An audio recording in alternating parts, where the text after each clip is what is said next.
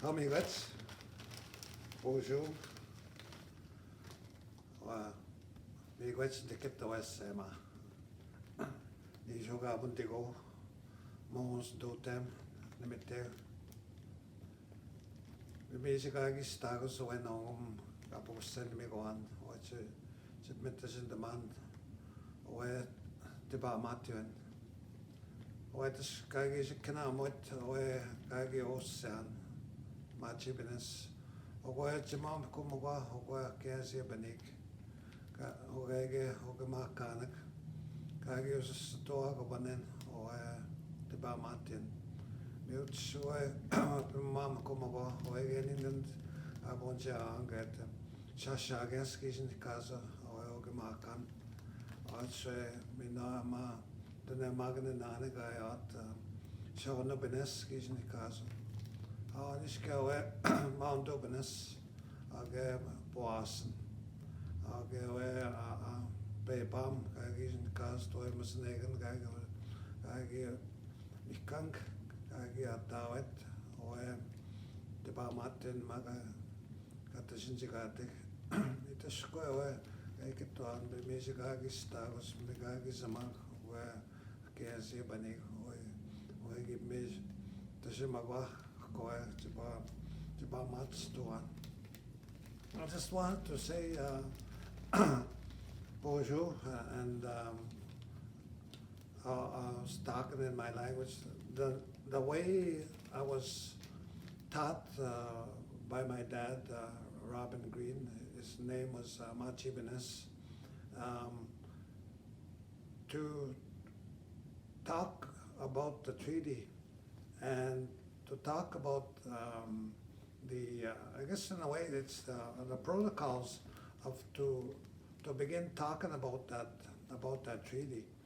And this treaty story and the history comes from the vision and the dreams of our ancestors, the chiefs that worked on the treaty right in the beginning, when the settler governments came into our lands. So I mentioned that some of the chiefs that worked on the treaty, the principal chiefs, the hereditary leaders, and the more recent ones is Pepam, my dad, and along with many other chiefs that worked on that treaty, that also carried the history of our treaty in our area. So that's what I was saying in my language. I was introducing myself, my name, my clan, and the lodge that I belong to, the religion that I belong to. And I guess to better understand that treaty for myself, I found that learning about that, I began hearing about it when my dad was chief back around 1962, when I was about 7 years old. I first heard that they were talking about that. And there were also, I remember talking in the community, also my parents, my mother and my dad, talking about a certain event that happened every springtime. And that's, we always used to get dressed up in our fine clothes, our good clothes, and we used to go to the point to gather there, and that was the time of the annual treaty payments, and there used to be government officials, DRCMP, doctors, nurses. That was also the time that they were taking X-rays during those times, blood tests and all of those things that happened at those treaty days. And it was, I remember it was more like a celebration of the treaty at that time. We also got our treaty payments too at that time. And later on, I began to hear more and more about it. And somewhere around 1970s, there was a change in it. I began hearing that there was two sides to that treaty. One is the government version, and the other one is our version of the treaty. And I was on band council for 10 years, from 1985 to 1995. And during that time, that's when I came across a lot of information, a lot of papers and research that was done on the treaty. And most of that came from the Treaty on Aboriginal Rights Research in Treaty 3. And I began to find more information, more history on that.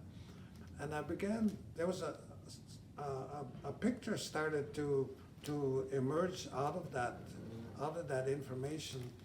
And I was thinking that the government version of the treaty is not the right one. It's not the correct one.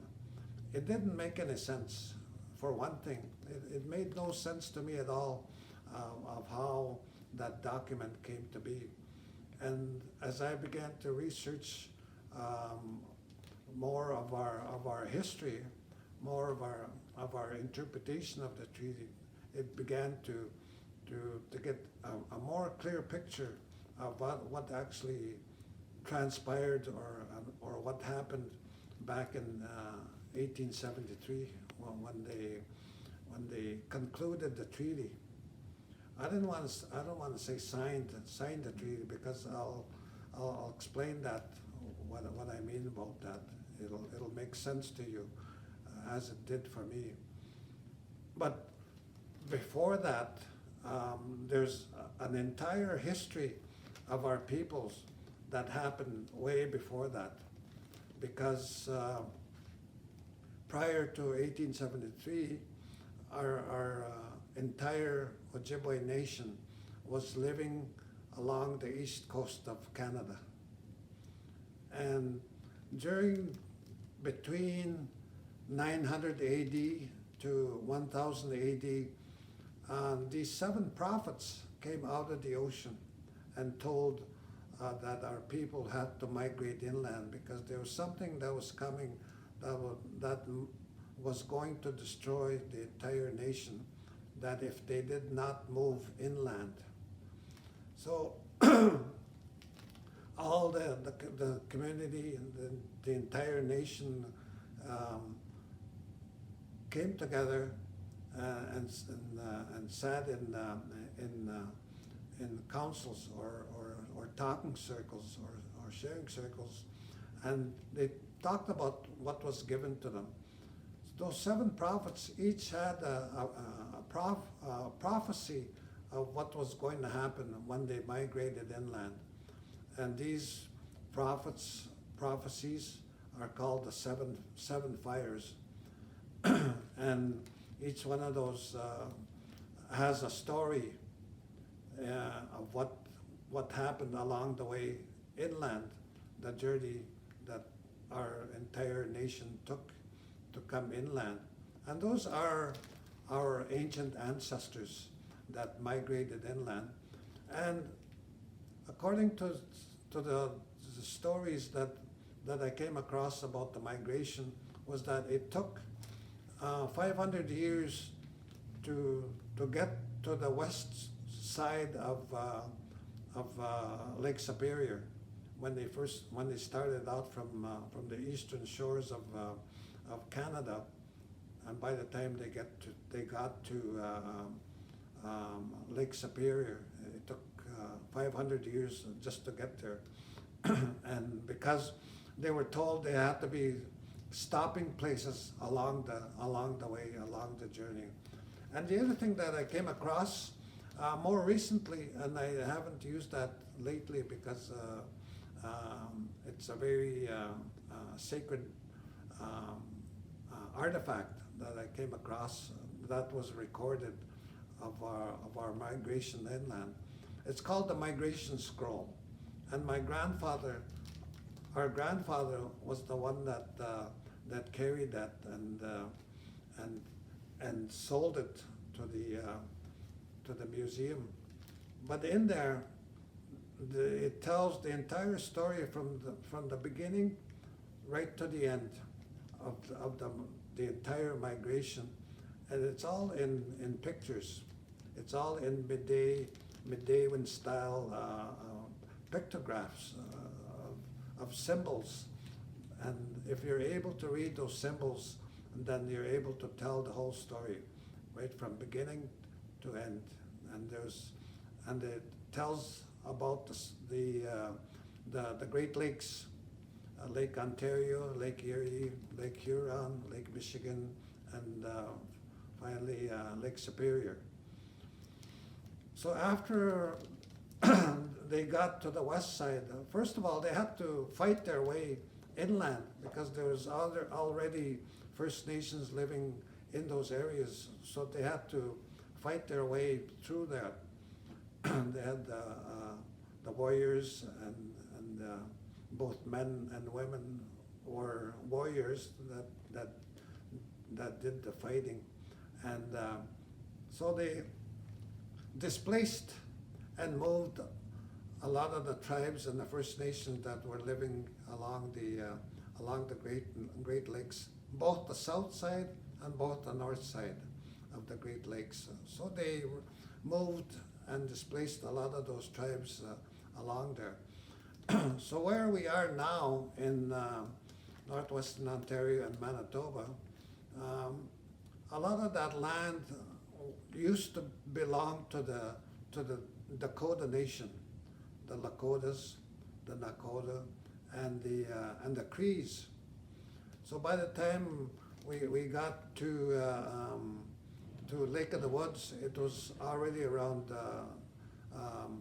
about the 1500s, and our ancestors were still fighting the Dakota tribes and the Cree nations and in this area.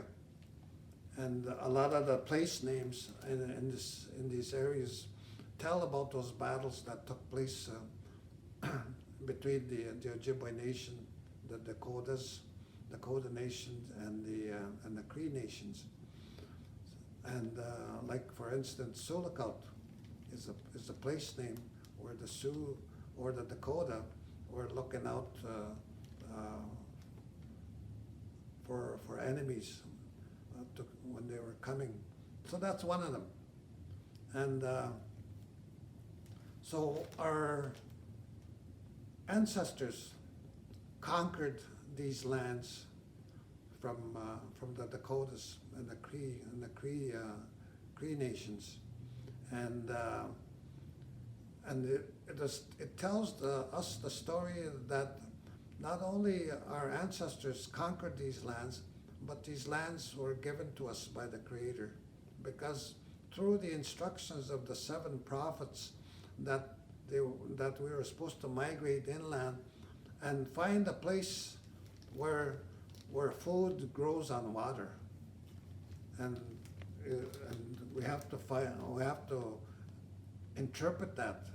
What does that mean? Food grows on water, and we come to understand that's wild rice, and that's our basic staple for our people. For many thousands of generations, that our people lived on wild rice and all the abundance of moose and deer, caribou, and all the animals, the fish and everything that helps us to sustain us, to have a good healthy diet. And this land and the resources was rich in food and resources and berries, and we have a very rich lands where we're living, which our ancestors conquered and passed that inheritance onto us.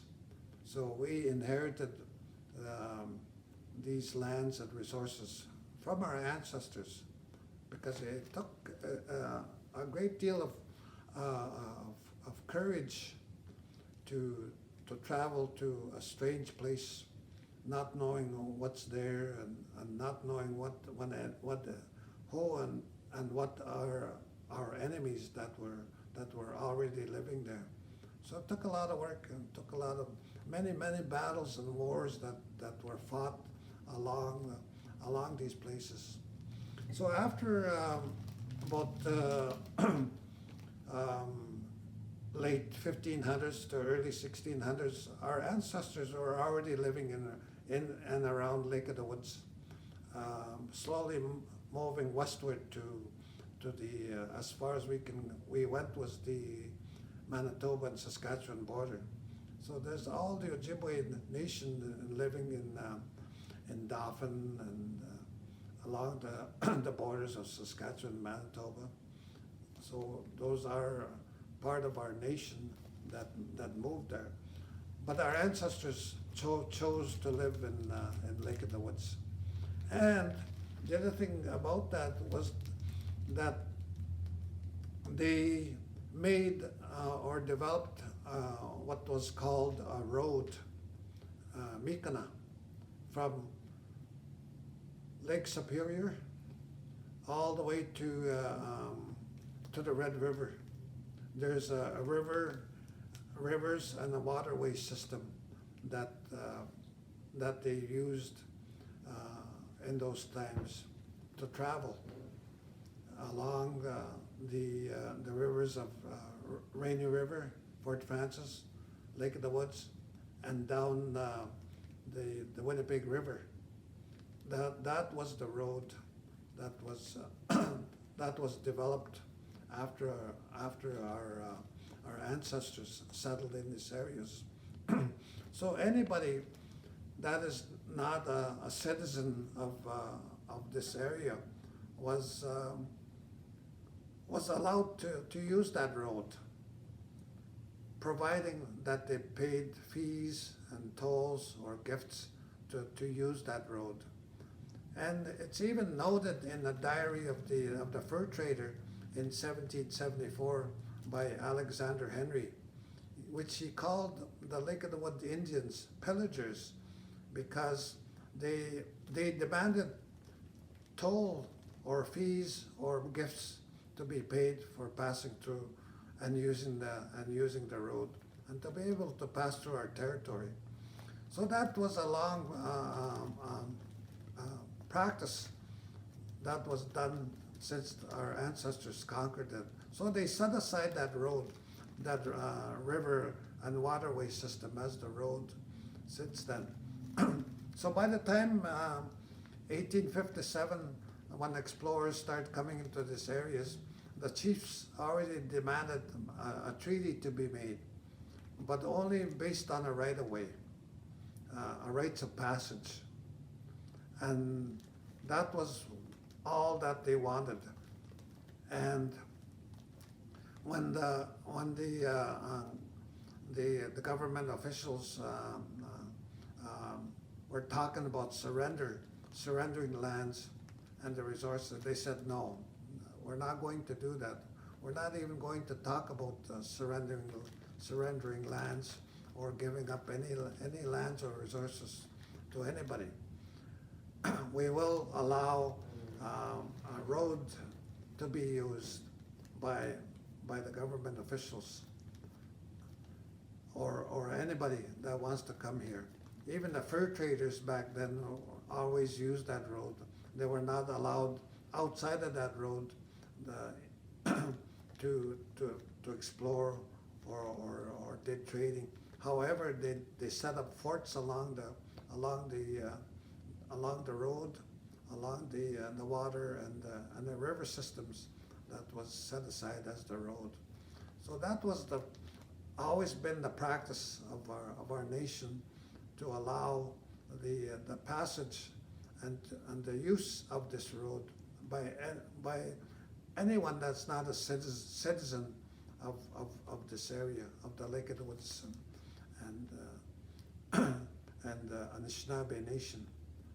So this Grand Council of Anishinaabe Chiefs always said that to the Queen's government officials of only allowing that in their discussions.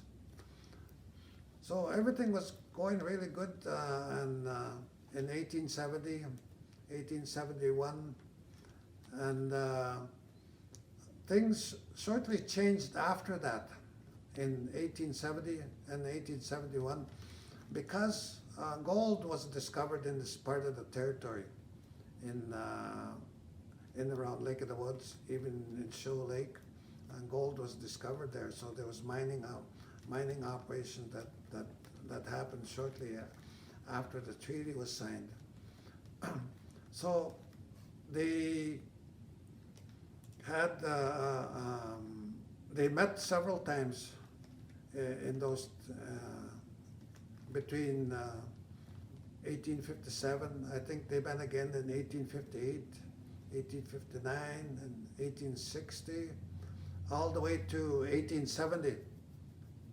And there was even a right-of-way that was accepted by the Grand Council of Anishinaabe Chiefs because the Queen's government wanted to send troops or the army to the Red River, because by that time there was an uprising of the Métis Nation in this area. So they'd set up a right-of-way for the government, Queen's government troops to come by and use that road. So by the time that they'd agreed to a time and a place to have these final discussions on a treaty, they agreed to meet first in Fort Francis in the Rainy River area. Then the Grand Council of Anishinaabe Chiefs decided to change it. So they all agreed to meet in what's called Northwest Angle. I think it's 37. And a place called Thunderbird's Nest. Anishiniaabemowin was the place that they agreed to meet and talk about the treaty. So they did that. And according to the information and the research that I came across, all of that seems to suggest that the Commissioner, Alexander Morris, changed and manipulated the treaty manuscript. After everything was agreed to, the Grand Council of Anishinaabe Chiefs agreed to a right-of-way, to the rights of passage, for two roads to pass through the Anishinaabe territory. One road is the railway, and the other road was what was called the Dawson Road. And I came across this map, an old map, in one of the research papers that was included in that paper. And so I asked my cousin Leslie Ainsback to see if he can draw the roads on these maps that we have nowadays, which he did. And he did the first road was the railway, and each road was 10 miles wide, and it came all the way from Lake Superior all the way to the Red River. And when he was doing the road, the Dawson Road on the south side, he was going about halfway, and it was already at night or evening, so he went to bed. He went to sleep, and he had a vision. He had a dream about this chief coming to talk to him, and this chief explained that his body is buried somewhere in Rainy River, and the chief even introduced himself in the name that was given to him, and the thing that he explained was that on that map, he said, the road doesn't go this way. It goes this way, he said. He was even pointing it out on the map that Les was doing that. So next morning when he woke up, he was looking at that map. So he made that correction on that where the chief was telling him that he needed to correct that. So that tells me that that everything that we have done to that point about the research and about the interpretation was the right one. It's the correct one. That the treaty is based on the right of way, and it's based on the principles on the rights of passage to be able to pass through the Anishinaabe territory, providing they pay the fees, the tolls, or gifts. And the other thing about the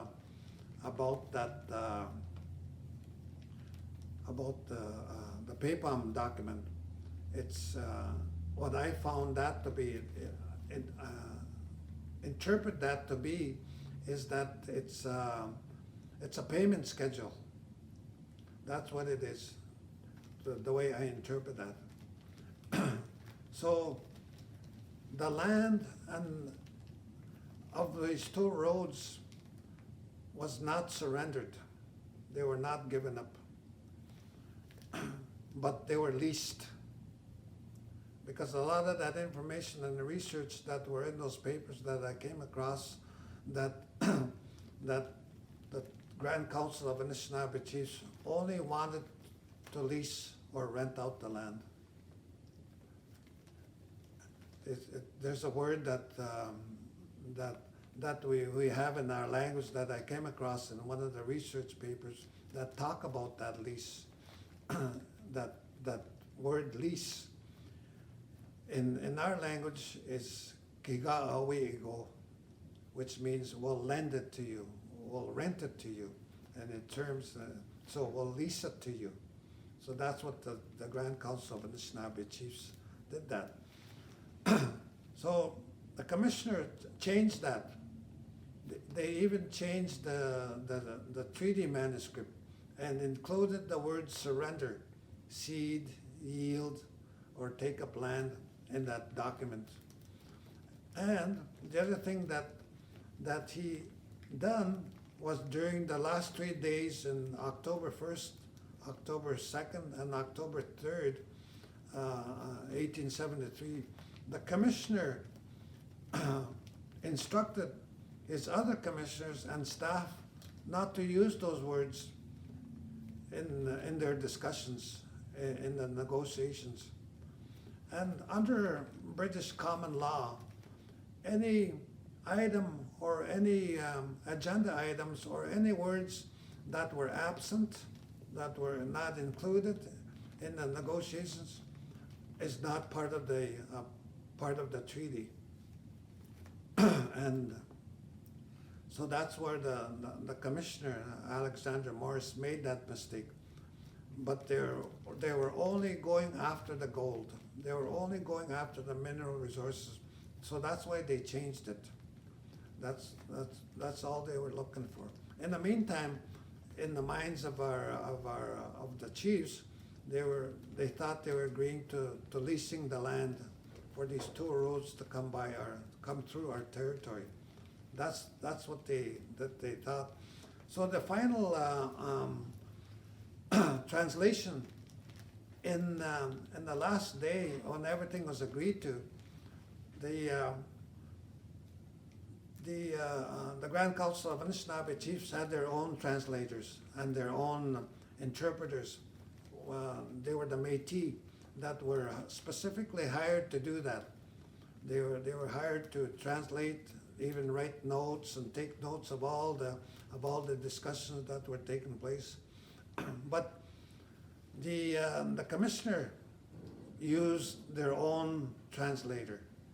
I think his name was Archibald, and he wasn't a very good translator, because there were certain words that were omitted, that were not part of the translation. So the chiefs were confused. They were a little bit surprised of what happened. But they sent us a message, and here's the message of the of what they did. And they were all getting ready. They were all lining up. They had a table there. They had the person that was doing the writing. They had all the treaty document all there. Their names are all there. All they had to do was come and take the pen and put an X on there. 2 chiefs, I think, maybe 3, put their X on that document. The rest was what they called touching the pen.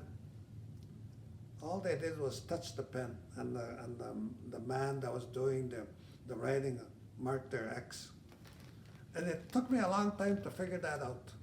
So why did they do that? And I figured that that it's a message that they sent to us, that what was written on the treaty manuscript is not the right one. Because like in ceremonies, the best way that I explain that, in ceremonies, the tobacco is passed around to all the people that are sitting there. You have a choice to take the tobacco, and if you don't want to take tobacco, you just touch the bowl. Same with the pipe. When pipes are smoked, their pipes are passed around. You have a choice to smoke the pipe or touch the pipe stem. So you're doing the same thing. When you're touching the bowl or the pipe stem, you're accepting the spirit of the tobacco. That's what you're doing, without actually smoking the tobacco in the pipe. So what they did when they're touching the pen was they're accepting the spirit and intent of the treaty. And that to accept that the land was leased out for 2 roads from Lake Superior to the Red River. That was the intent of that. And that's the spirit of and intent of the treaty. So that's the message that was sent to us by the chiefs when they did that, touching the pen. So now, today, everything seems to be on our side of the way treaties should be interpreted. Even the Supreme Court of Canada said that the treaties have to be interpreted in the way the Indians understand that treaty. That's the way. That's what they've said. And I know that the laws, the government laws are on our side. Even our own laws, our natural laws, the laws that we follow, are consistent to the treaty. They follow the treaty is following the laws of the Creator, the laws of the land, the laws of nature, and the laws of the animals, because they were consulted during the negotiations. And some of the stories that the elders used to tell me when I was doing this research was that they used to set up these shaking tents every evening to consult with everybody. The animals, the spirits, the Creator was all included in there. So my dad used to say that the treaty is a three-party agreement. The Creator, the Grand Council of Anishinaabe Chiefs, and the Queen, Queen Victoria. So that's the party. Three parties in that one agreement. You have to include the owner and who's living on that land and who's going to settle on our lands. So that's the agreement that was created, it was not signed, like I said, maybe 2 or 3 chiefs signed it and the rest just touched the pen. And, and I have to be careful when we use those words signed or they created the document for all of us. So that's what makes a lot of sense to me. It makes perfect sense to me, starting from the migration story of how our people settled in these lands, of what lands that they set aside for roads and passages. All of that makes sense to me. That's why the Queen's government version of the treaty does not make any sense to me, because that was done in today's law. That's totally illegal. After you agree to certain things, you cannot go and change it all after everything is agreed to. So that's what the commissioner, Alexander Morris, did. He changed everything after everything was agreed to. He changed the treaty manuscript, and he changed the wordings on it after everything was agreed to. So that's totally illegal in today's law. And I hope that by doing this presentation, that you start to think about the future, to think about our ancestors, of how hard they worked to get where we are now, and to remember where we came from, how we got here, and where we're going. With that, I want to say miigwech. Thank you.